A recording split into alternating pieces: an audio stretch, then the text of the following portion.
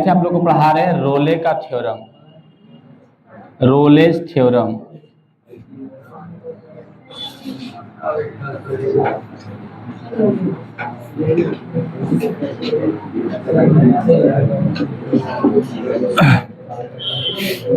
चलिए शांत हो जाएगा। रोले का प्रमेय यानी रोले थ्योरम पिछले क्लास में भी डिस्कस किए थे और इसका स्टेटमेंट भी लिखाए थे, ज्योमेट्रिकल मीनिंग भी समझाए थे और एक एग्जाम्पल भी दिए थे। आई होप आप लोग को याद होगा। रोले का थ्योरी का स्टेटमेंट क्या है पहले ये बताना है। रोले का थ्योरम क्या कहता है? रोले का थ्योरम यही कहता है कि कोई फंक्शन एफ एक्स, कोई फंक्शन क्या है एफ एक्स, समझिए बढ़िया से, नहीं याद है तो कोई फंक्शन, इसको लिखना नहीं है क्योंकि कल लिखा चुके, आज के लिए देखना है, समझ उतारना नहीं है। कोई फंक्शन एफ एक्स यदि एक नंबर में बंद अंतराल, इसको बोलते हैं क्लोज इंटरवल, क्या बोलते हैं क्लोज इंटरवल ए बी में संतत है, क्या है संतत मतलब कंटिन्यूअस, उसको चार्ज लगा के चालू कीजिए, कंटिन्यूअस, कंटिन्यूअस है। तो क्लोज इंटरवल ए बी में क्या है संतत है, कंटिन्यूअस है, पहली पॉइंट। दूसरी पॉइंट क्या है ओपन इंटरवल,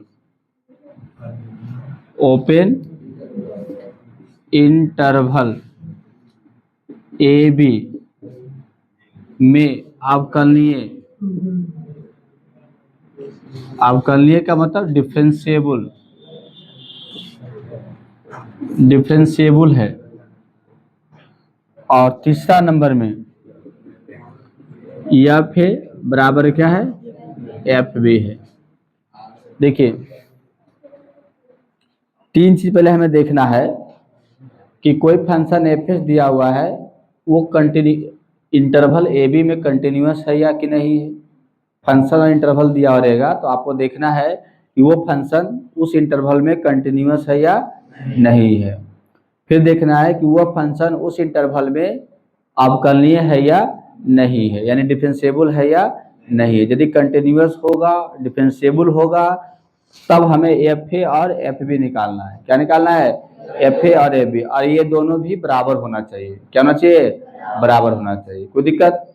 जब इतना तीनों स्टेटमेंट्स लागू हो रहा है, तीनों पॉइंट लागू हो रहा है, तब हम क्या कहेंगे कि उस इंटरवल में एक बिंदु ऐसा सी होगा ए और बी के बीच में, ए और बी के बीच में एक बिंदु क्या होगा सी होगा, जहां पर उस फंक्शन का डिफरेंशिएशन जीरो होगा, जहां पर उस फंक्शन का डिफरेंशिएशन क्या होगा जीरो होगा। कोई दिक्कत? यही इस स्टेटमेंट है रोले का। यानी हम क्या कर सकते हैं तो x बराबर सी यानी बिलोंग्स ए बी, तो x बराबर सी बिलोंग्स क्या होगा ए बी, जहां एफ डैश सी बराबर क्या होता है जीरो होता है। ये अंतिम होगा, x belongs to A B यानी ए बी के बीच में सी होगा, जहां एफ डैश सी बराबर क्या होगा जीरो होगा। कम से कम एगो भी हो सकता है, एगो से ज्यादा भी रह सकता है, और एक होगा या तो एक से क्या होगा ज्यादा पॉइंट होगा जहां पर डिफरेंशिएशन क्या होगा जीरो होगा। कोई दिक्कत? ज्योमेट्रिकल मीनिंग भी कल हम समझा चुके थे, इसका एग्जाम्पल भी दिए थे। तो प्रॉब्लम बनाने के लिए आपको क्या करना है कि कोई भी फंक्शन दिया तो पहले चेक करना है कि कंटिन्यूअस है कि नहीं है, कंटिन्यूअस है कि नहीं है। तो उसके लिए आपका ट्रिक देख लीजिए। किसके लिए? Continuity, continuity and differentiability, differentiability, continuity and differentiability के लिए ट्रिक समझिए क्या है। मतलब डायरेक्ट या लिखना याद रखना है। पोलिनोमियल फंक्शन रह गया, कौन सा function polynomial function. Polynomial function continuous होता है, जैसे कि देखिए एफ एक्स बराबर एक्स एफ एक्स बराबर x square plus 4, f x बराबर x square plus 3x minus 8, ये सब क्या होगा, हमेशा कंटिन्यूअस होगा। हमेशा क्या होगा, कंटिन्यूअस भी होगा और अवकलनीय भी होगा। और क्या होगा, अवकलनीय, मतलब कंटिन्यूअस और डिफरेंशिएबल दोनों होगा हमेशा।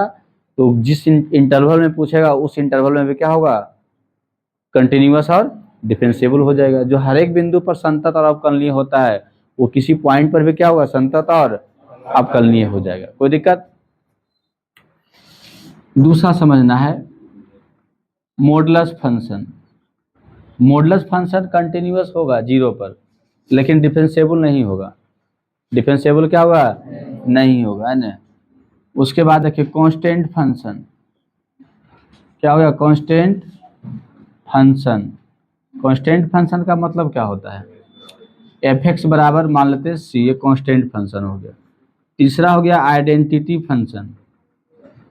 आइडेंटिटी फंक्शन, आइडेंटिटी फंक्शन का मतलब होता है एफ एक्स बराबर एक्स, एफ एक्स बराबर क्या होगा, एक्स। चौथा हो गया यदि एफ एक्स बराबर साइन एक्स है तो ये भी कंटिन्यूअस होगा। पांचवा हो गया यदि एफ एक्स बराबर क्या हो गया, कॉस एक्स हो गया, तो ये भी हमेशा क्या होता है, कंटिन्यूअस होता है। ये भी क्या होता है, कंटिन्यूअस। तो ये सब यदि फंक्शन आपको दिया हुआ रहेगा तो आपको चेक करने का नियम अपनाने की जरूरत क्या है, नहीं है।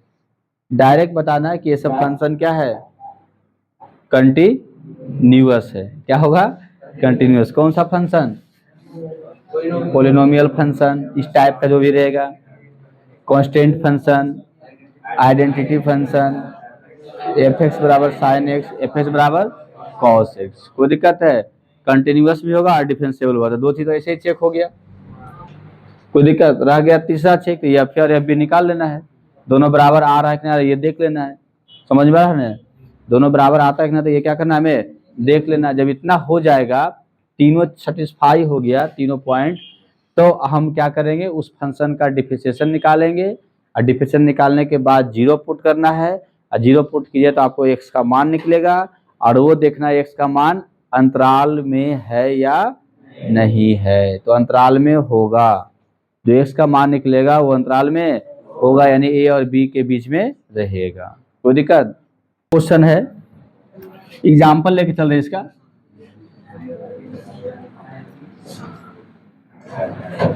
फंक्शन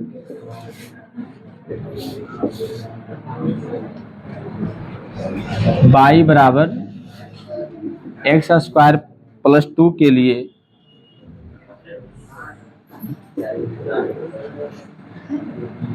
रोले के प्रमेय को सत्यापित कीजिए।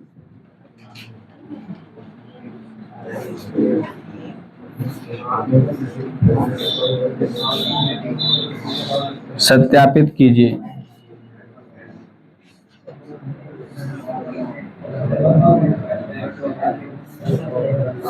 जब a बराबर -2 तथा b बराबर +2 है। गलबात नहीं करना, इधर ध्यान देना है। चालू है क्या,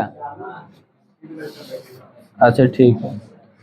एफ फंक्शन दिया हुआ है y बराबर एक्स स्क्वायर प्लस 2 दिया हुआ है। कोई दिक्कत। के लिए रोले के प्रमेय को सत्यापित करना है जब a बराबर -2 और b बराबर 2 दिया हुआ है। तो पहले इसमें देखिए फंक्शन क्या है, पहले ये देखना है। फंक्शन y का मतलब एफ एक्स, y का मतलब क्या हो गया, एफ एक्स बराबर दिया हुआ है एक्स स्क्वायर प्लस क्या है 2। ये फंक्शन दिया हुआ है, हमने फंक्शन लिख दिए। इंटरवल क्या दिया हुआ है, इंटरवल का मतलब अंतराल। क्या है इसमें अंतराल, देखिए 2 से है, -2 से 2 तक है। x बराबर -2 से x बराबर क्या है +2 तक, ये इंटरवल दिया हुआ है। ये क्या दिया हुआ है, इंटरवल। अब हमें इसमें सत्यापित करना है, क्या सत्यापित करना है, रोले थ्योरम, यानी रोले के प्रमेय को सत्यापित करना है। कोई दिक्कत। तो सबसे सत्यापित करने के लिए हमें क्या चेक करना है कि ये जो फंक्शन है इस इंटरवल में संतत है कि नहीं है, पहले ये देखना है। यदि संतत है तो फिर देखना है कि ये फंक्शन जो है इस इंटरवल में अवकलनीय है कि नहीं है। यदि अवकलनीय भी है तो हमें निकालना है एफ ए और एफ बी निकालना है, वो दोनों बराबर होना चाहिए। वो बराबर हो गया तब डिफरेंशिएशन करेंगे, जीरो पुट करेंगे और एक्स का मान निकालेंगे और देखेंगे कि एक्स का मान इसके बीच में है या नहीं है। कोई दिक्कत? तो आइए देखिए, जो फंक्शन जो है कौन सा है, एफ एक्स बराबर एक्स स्क्वायर प्लस 2 किस टाइप का फंक्शन है, पोलिनोमियल फंक्शन है। कौन सा फंक्शन है, पोलिनोमियल फंक्शन है। कोई दिक्कत? और जानते हैं कि पोलिनोमियल फंक्शन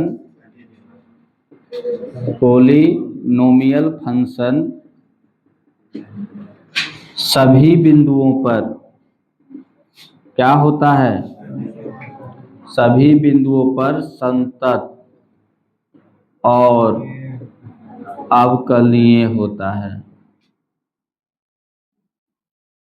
अवकलनीय होता है। Polynomial function is continuous and differentiable at every point.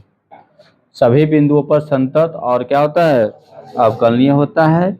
इसलिए हम क्या बोलेंगे, एफ एक्स जो है अंतराल, बंद अंतराल लेना है, -2 और 2 में संतत है, ऐसा बोल सकते हैं ना। जब सब जगह संतत है तो इसमें भी क्या है, संतत है।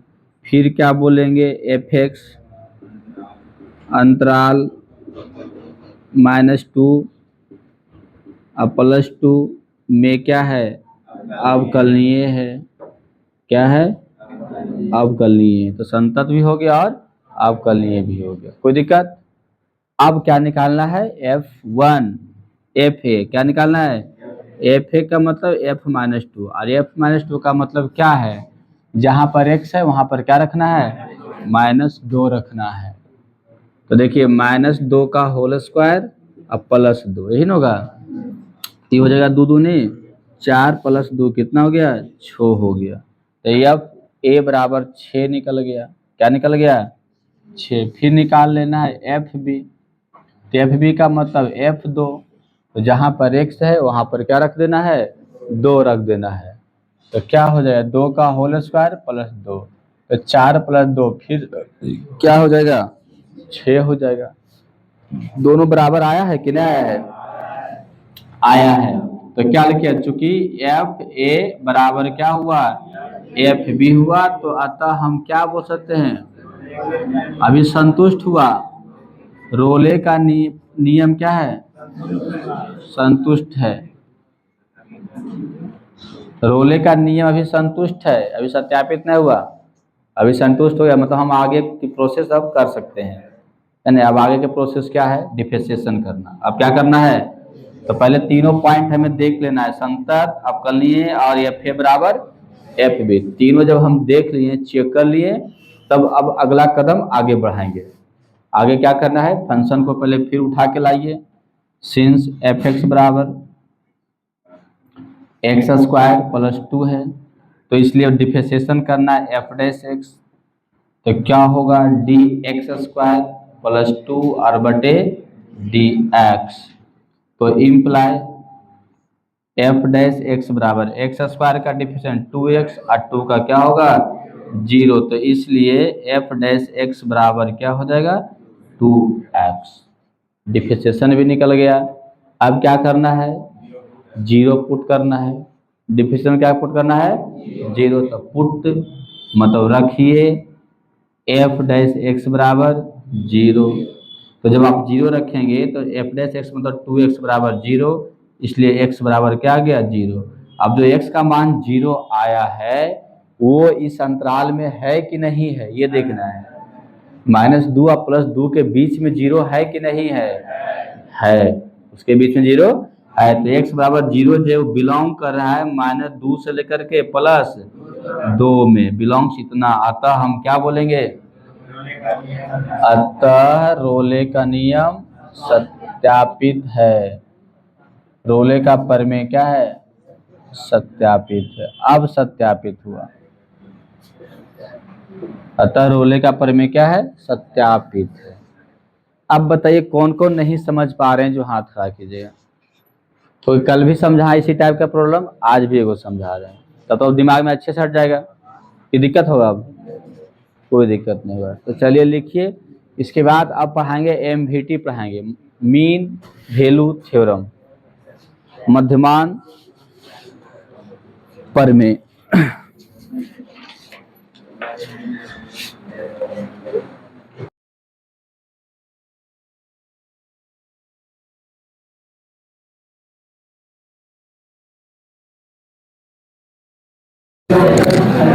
और की उधर थोड़ा सा नया, उनके कैसे पढ़ा रहे?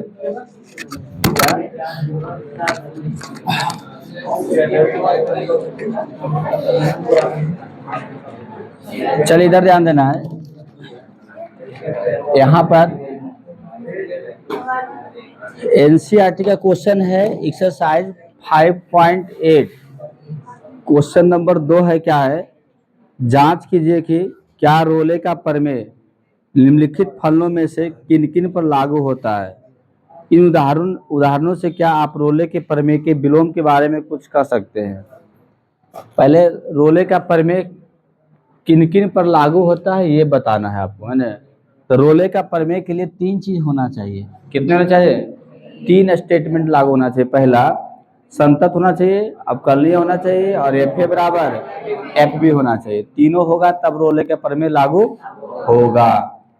तो 1 नंबर में देखिएगा, पहला नंबर जो क्वेश्चन है किस टाइप का फंक्शन है।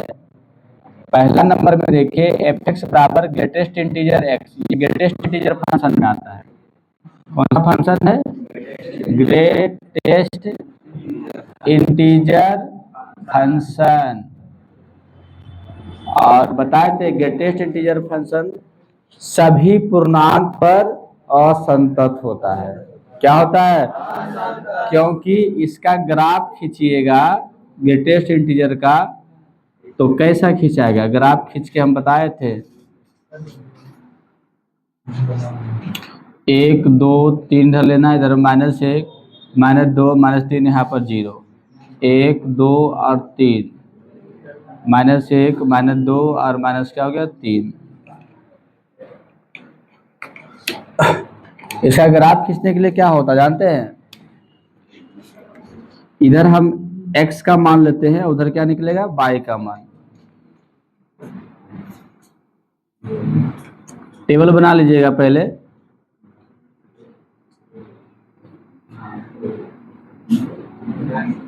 इधर हो गया एफ एक्स का मान, एफ एक्स बराबर ग्रेटेस्ट इंटीजर x। देखिए x का मान यदि हम -3 से बड़ा या बराबर लेते हैं, 3 से बड़ा या बराबर, और -2 से क्या लेते हैं? छोटा, तो एफ एक्स का मान क्या आएगा? -3 आएगा। यदि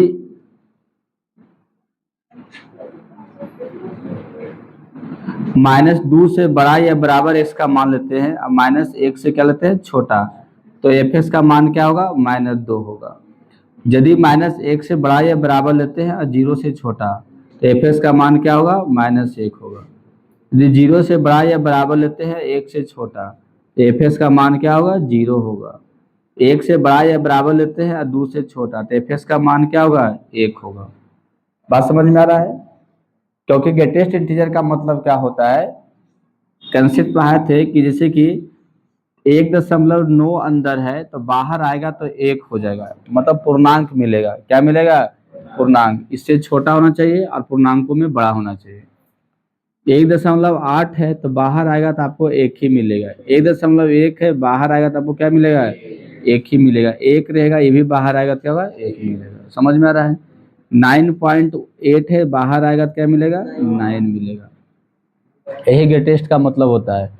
तो हम 1.1 से 1.9 तक चलेंगे तो हमको 1 ही मिलेगा। तो -3 से लेकर के -2 से छोटा तक चलेंगे तो हमें -3 ही मिलेगा। 1 से लेकर के 2 तक चलेंगे तो हमको क्या मिलेगा? 1 ही मिलेगा। 2 नहीं ले रहे हैं, 2 से छोटा ले रहे हैं, ठीक है ना? 2 से क्या ले रहे हैं? छोटा ले रहे हैं। तो इसका ग्राफ कैसे खिंचाएगा बताइए तो? एफ एक्स बराबर है -3, इधर एफ एक्स, y बराबर एफ एक्स, एफ एक्स बराबर -3 और एक्स का मान -3 से लेकर के -2 तक, तो इसके -3 के सामने, इसके सामने -3 से लेकर के माइनस क्या होगा 2 तक, इधर डार्क इधर खाली, इधर समझ में आ रहा है?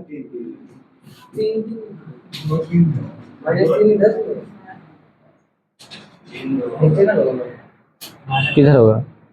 तो वही तो अब एफ एक्स का मान -3 के सामने है ना, और एक्स का मान -3 से लेकर के -2 तक, तो एक्स ये है ना, तो -3 से लेकर के -2 तक।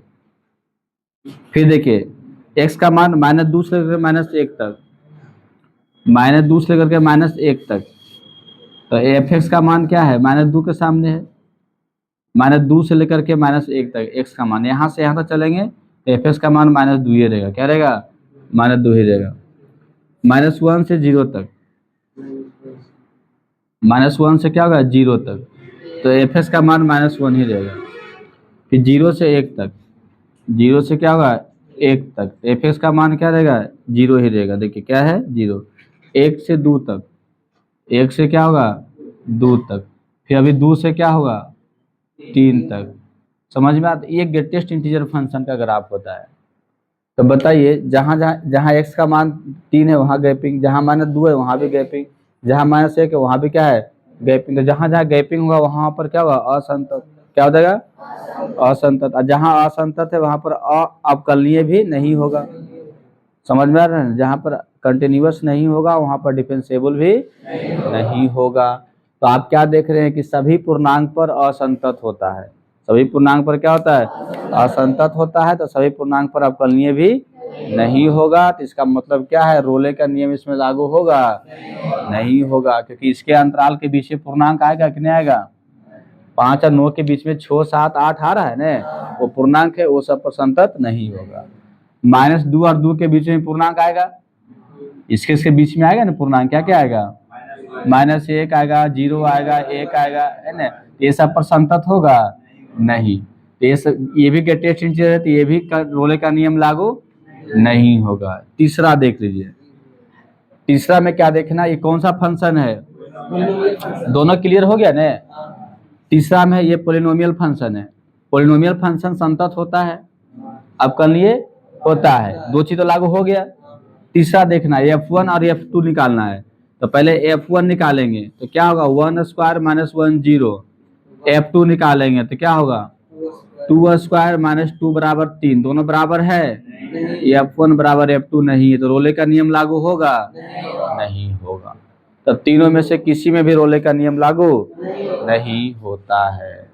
समझ में आ रहा है ना, तीनों में किसी पर भी रोले का नियम लागू नहीं होता, बस यही जांच करना है। कोई दिक्कत?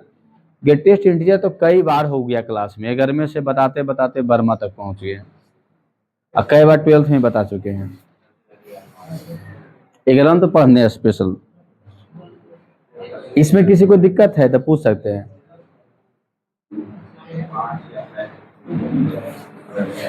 इसमें तो हमें ग्रेटेस्ट इंटीजर में क्या रखना है कि ग्रेटेस्ट इंटीजर फंक्शन सभी पूर्णांक पर असंतत और अवकलनीय होता है। समझ रहे? यानी सभी पॉइंट पर, सभी पूर्णांक पर डिसकंटिन्यूअस और इनडिफरेंशिएबल होता है। और क्या होता है इनडिफरेंशिएबल होता है, मतलब अवकलनीय नहीं होता है, संतत नहीं होता है हर एक पूर्णांक पर। कोई दिक्कत? और इंटरवल में पूर्णांक आ रहा है, इंटरवल में पूर्णांक आ रहा है, तो इसलिए ये क्या होगा रोले का नियम लागू इसमें